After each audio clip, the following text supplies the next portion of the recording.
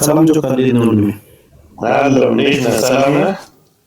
አለን። አይ ቲንክ በቴሌግራም መልዕክት አስቀምጬልህ ነበር። ያው ላይቭም ገብተህ ልገባ ስል ኦልሬዲ ወጣህ እንድንላለን። ቴሌግራም 4 ሰው ስለሆነ እንጠቀምበት ስልኩም ብዙ አይኖርም። እሺ ጥያቄ አለህ መሰለኝ ስለኔና አይ ቲንክ እንድትጠይቀኝ ነው። ያው በቤትህም ብትፈልግ በየትኛውም ቦታ አለሁኝ ልልህ ነው። ጠይቀኝ ነገር ካለ ይህ ጥያቄ ብቻ ጥያቄ አይደለም። ለምን መሰለህ? እኔ በጣም ግልጽ ነኝ። ማንንም ለረጅም ዓመት እንተዋውቃል።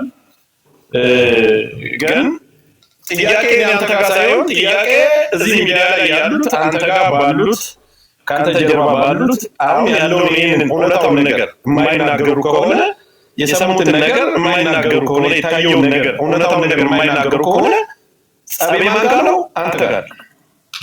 በአንተ ጀርባ የነበሩ ከአንተ ጋር የነበሩ አንተ ጋር ሲያስተባብሩ የነበሩ ይህንን ሚስጥር የሰሙ ከጫፍ እስከ ጫፍ ሁሉም ሰው ያውቃል። አሁን እኔ ምናልባት አንተ አልተደረገ ምናምን ልታስተባብል ሞክር። እኔ ሀቅን ይዤ ነው እንዲመራል። አልገባኝም። እኔን የሚመለከተውን ጠይቀኝና ሙሉ ጠይቃለሁ።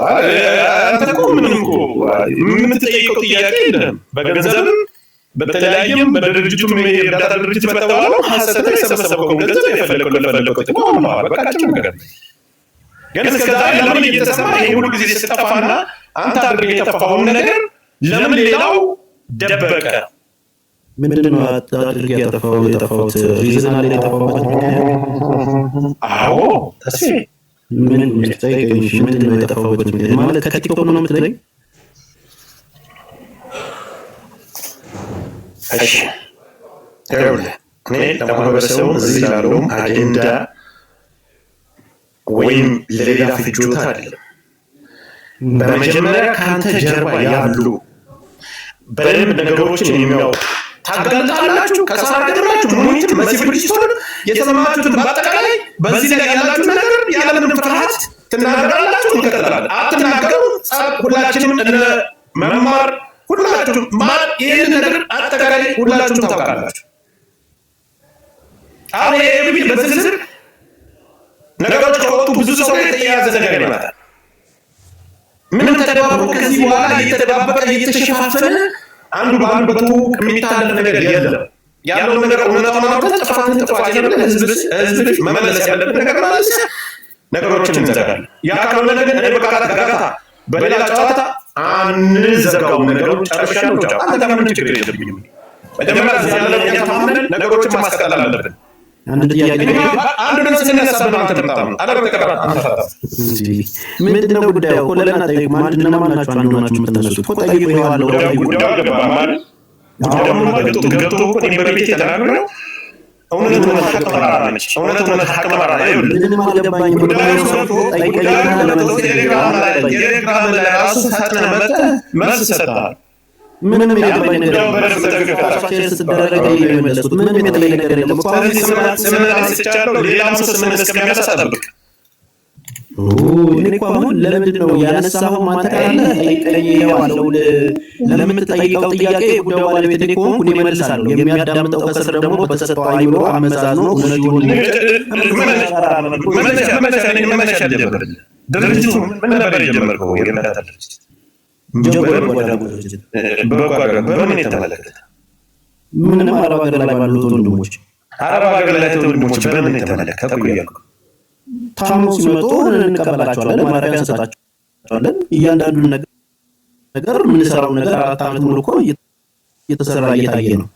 4 ዓመት ሙሉ እየተሰራ እየታየ ነው። ጥሩ ነው። እሺ ገንዘብ በግሩፕ ገንዘብ አልተቀበልክም ነበር? በግሩፕ ተቀብዬ አላውቅም ገንዘብ። እርዳታ ማንም የሚያዋጣልህ ሰው የለም ነበር? በጎ አድራጎት ድርጅት ስትል ገንዘብ የሚያዋጣልህ ሰው የለም ነበር? በፈቃደኝነት በራሳቸው ማንም ማስገደድ አትችልም። ድርጅቱ ከተቋቋመ ራሱ ገና አንድ ዓመት ወደ ኢትዮጵያ እንደመጣው ነው።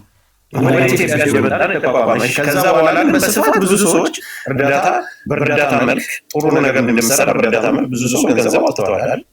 ምንም አላዋጣም። ገንዘብ አወጣ የምትለው ሰው የገቢ ማሰባሰቢያ ያደርጋሉ። ያም ደግሞ እዚህ ሀገር ቤት በተከፈተው የባንክ አካውንት መንግስት በሰጠኝ ፍቃድ ውስጥ እዛ የድርጅቱ አካውንት ውስጥ ነው። በተስፋዬ በግል አካውንት አንድ ብር አስገብቻለሁ የሚል ካለ ይምጣ። በግል አካውንት ሆነ ድርጅቱን የምትመራው አንተ ነህ። በአጠቃላይ ስትሰራ የነበረው ድርጅቱ ስራ እነሱ አሁን በጀርባ የነበሩ በአጠቃላይ ካልተናገሩ የምጣላ ከነሱ ጋር ነው አልኩ። ለምን እዛ ትሄዳለህ?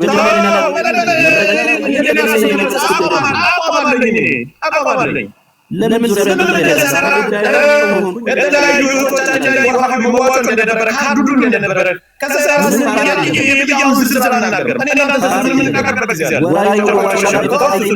አንድ ሰው ይኸው በነገራችን ላይ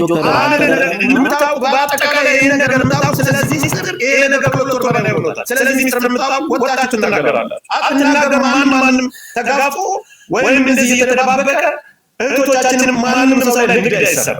የፈለከው መመከረዘት ማለት ችግር የለውም። እኔ እናንተ አዲስ ነው ያለ ገባል።